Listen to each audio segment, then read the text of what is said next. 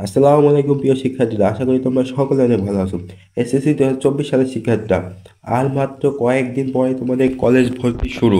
So এর আগে এই কথাটা জানা তোমাদের অনেক গুরুত্বপূর্ণ যে কলেজ ভর্তি হতে কোন কোন কাগজ এবং ডকুমেন্টস প্রয়োজন।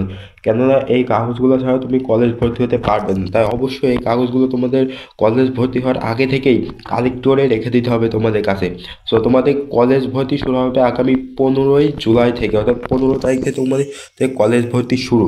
আর মাত্র কয়েকদিন পরে তোমাদের কলেজ ভর্তি শুরু। তো এর আগে তোমাদের অবশ্যই এইগুলো জানিয়ে রাখতে হবে যে কোন কোন কাগজ এবং ডকুমেন্ট প্রয়োজন তোমাদের কলেজ ভর্তি হওয়ার জন্য। সো তার আগে একটা কথা বলে রাখি ভাইয়া, দেখো মেটার অন এডুকেশন শিক্ষা বিষয়ক চ্যানেলটি তোমাদের মতো তোমাদের মাঝে নতুন। সো তোমরা যদি আমাদেরকে উৎসাহিত না করো, সাপোর্ট না করো, তাহলে আমরা আমাদের কাজগুলো কিভাবে রিপ্রেজেন্ট করব।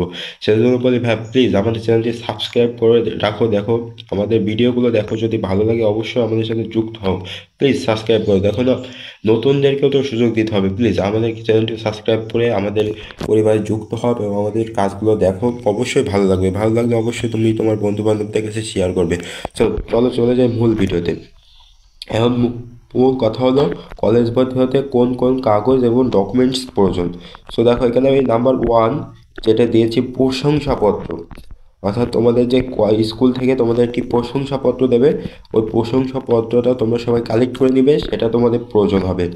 এবং মূল মার্কশিট, এটা অনেক গুরুত্বপূর্ণ। তুমি সকল কাগজ ফটোকপি করে দিতে পারবে, কিন্তু এখানে যে মূল মার্কশিট, এটা তুমি ফটোকপি দিতে পারবে না, এটা ফটোকপি নিবেও না। সেই জন্য অবশ্যই তোমাকে আসল যে মূল মার্কশিট, সেটা তোমার স্কুল থেকে দেবে, সেটা তোমাকে কালেক্ট করতে হবে।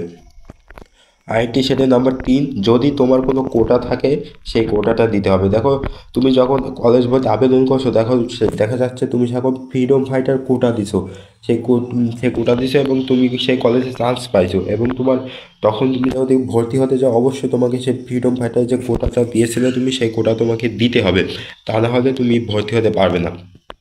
এগুলো হচ্ছে মূল কাগজ, অর্থাৎ এই তিনটা তোমাকে অবশ্যই আগে থেকে কালেক্ট করে রাখতে হবে, মূল কাগজ।